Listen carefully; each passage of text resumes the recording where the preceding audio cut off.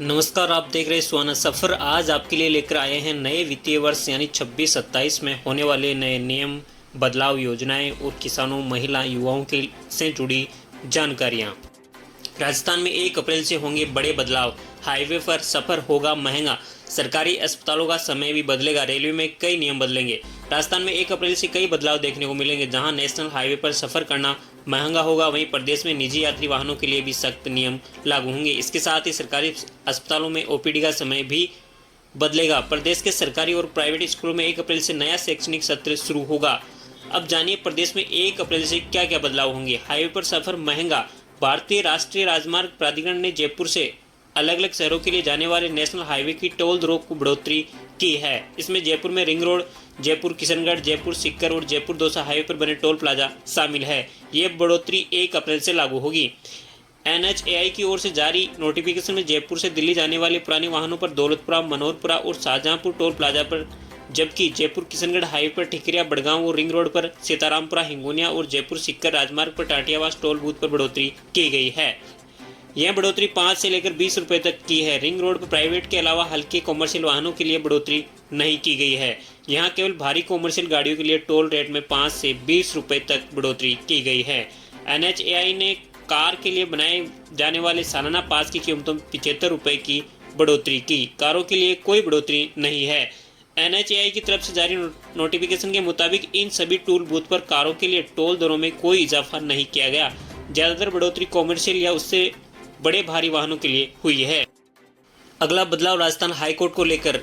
Rajasthan high court सहित प्रदेश के सभी न्यायालयों के समय में बदलाव किया गया है। आगामी 13 अप्रैल से अदालतों में ग्रीष्मकालीन समय सारणी लागू हो जाएगी। अदालती कार्रवाई सुबह 8 बजे से शुरू होगी और यह नई व्यवस्था 28 जून तक पूरे प्रदेश में प्रभावी रहेगी। अधिसूचना के अनुसार हाईकोर्ट में न्यायिक कार्य सुबह 8 बजे से दोपहर 1 बजे तक चलेगा। इस बीच सुबह 10:30 से 11 तक आधे घंटे का मध्यांतर रहेगा। वहीं हाईकोर्ट के कार्यालय का समय सुबह 7:30 से दोपहर 1 बजे तक तय किया गया है।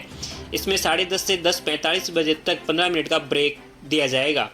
ट्रायल कोर्ट का शेड्यूल इस प्रकार है। प्रदेश की सभी ट्रायल या अधीनस्थ अदालतों में सुनवाई का समय सुबह 8 से दोपहर 12:30 तक निर्धारित किया गया है। इन अदालतों में सुबह 10:30 से 10:15 बजे तक 15 मिनट का ब्रेक रहेगा। इन अदालतों के कार्यकाल का कार्य सुबह 7:30 से दोपहर 1 बजे तक संचालित होगा। इसी के साथ ही रेलवे में भी बड़े बदलाव देखने को मिलेंगे। 1 अप्रैल से रेलवे यात्रियों के लिए कई अहम बदलाव लागू करने जा रहा है। इन बदलावों का असर टिकट कैंसिल, रिफंड, चार्ज बनने के समय, बोर्डिंग पॉइंट बदलने और टिकट अपग्रेड जैसी सुविधाओं पर पड़ेगा।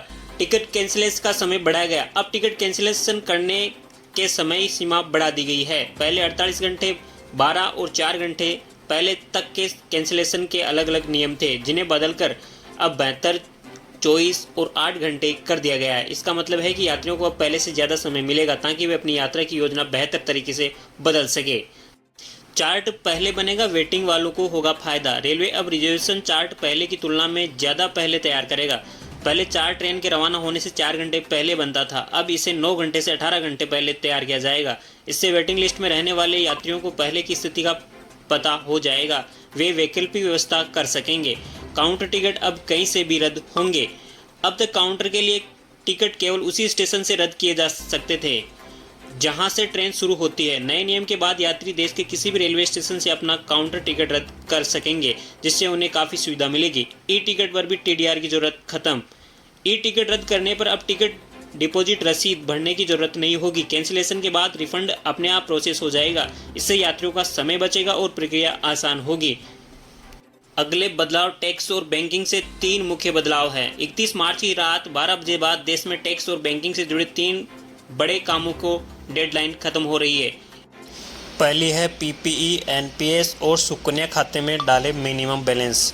Public provident fund, national pension scheme या सुकन्या समृद्धि योजना को चालू रखने के लिए हर साल 250 से 500 रुपये तक न्यूनतम राशि जमा कराना अनिवार्य है। अगर खाता बंद हो गया तो चालू कराने के लिए पेनल्टी लगेगी और बैंक के चक्कर काटने होंगे।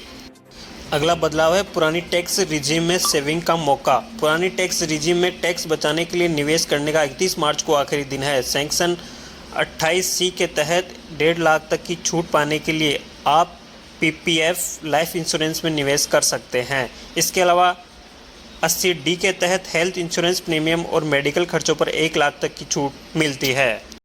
1 अप्रैल या उसके बाद किया गया निवेश अगले साल के खाते में गिना जाएगा।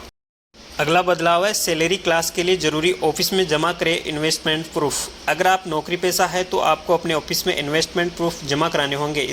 इससे घर के किराए की रसीद, बीमा प्रीमियम की रसीद, होम लोन के ब्याज का सर्टिफिकेट शामिल है। अगर आप ये डॉक्यूमेंट समय पर नहीं दे पाते हैं तो कंपनी आपकी आखिरी सैलरी से ज़्यादा TDS काट लेगी। इसे वापस पाने के लिए इनकम टैक्स रिटर्न भरने तक का इंतज़ार करना होगा।